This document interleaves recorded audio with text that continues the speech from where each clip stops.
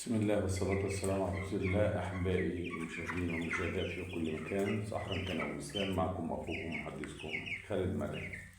النهاردة هنتكلم عن نظام تربية فراخ تسمين في البيت بأقل التكاليف.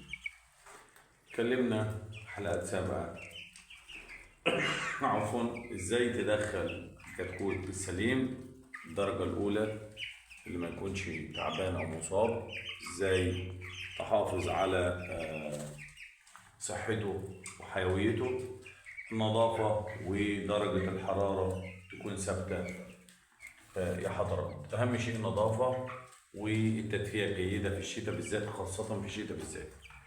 درجة الحرارة في الشتاء بالذات تكون مظبوطة وثابتة عليهم، يعني تشغل لهم موقد تدفئة، دفاية، غاز، أي ما يكون، المهم تدفي وتثبت درجة الحرارة، عشان احنا في شهر طوبة 2024. كل سنة طيبين. النهاردة 16/1/2024. كل عام وانتم بخير. زي ما اتكلمنا حضراتكم، القطيع بتاعك تربيه في البيت ازاي بأقل التكاليف، حتى لو هتربى 10 15 20 30 وطبر، المهم ده تربية لبيتك، وشوية يدفعهم يغطوا مصاريف الإنتاج، مصاريف التربية. زي ما اتكلمنا حضرات المشاهدين والمشاهدات، إن الكتكوت يكون صحته كويسة، يكون قوي، يكون فعال، يكون بصحة كويسة. أهم شيء زي ما قلنا النظافة، التهوية، التغذية الجيدة بتاعة الكتكوت تكون كويسة.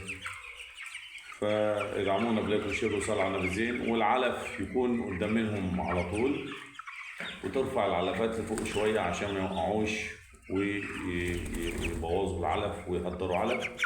السقايات تبقى نظيفة زي ما حضراتكم شايفين ما شاء الله. صحة الكتكوت بتبقى عاملة ازاي؟ ده عمر 15 يوم. بسم الله ما شاء الله تبارك الله، بسم الله ما شاء الله تبارك الرحمن. زي ما قلنا حضراتكم اهو، النظافة، الأكل يكون مستمر على طول قدام منهم موجود، لأن هم فوق تسمين، وتظبط لهم درجة الحرارة والتهوية الجيدة ليهم، والباقي يسيبوا على الله. واحنا ما بنحطش علاجات،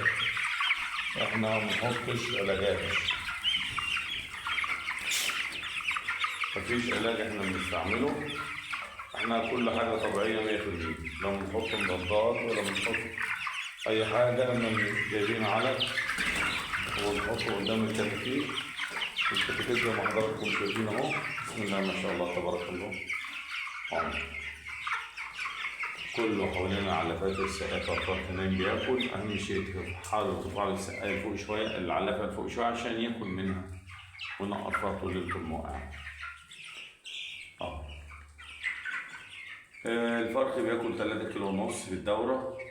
وأهم شيء تدخل فرزة درجة أولى، مش فرزة تانية ولا تالتة، عشان تحافظ على حيوية فرخك وصحته، وتعرف تكسب من الدورة بتاعتك اللي انت هتعمله.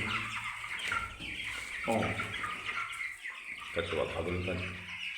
يبقى الاهتمام بفرز الكتاكيت انها تبقى درجة أولى، نظافة المكان والتهوية الجيدة، التدفئة الجيدة. احنا في شهر طوبة في الشتاء، كل سنة وانتم طيبين. لازم تدفي فراخ، كل ما تدفي فراخ وتدفي قطيعك الدنيا تظبط معاك. يعني اللمبة هي شغالة هي فوق منهم، والدفاية شغالة اليمة التانية في ركن الورق، وظابط درجة حرارته.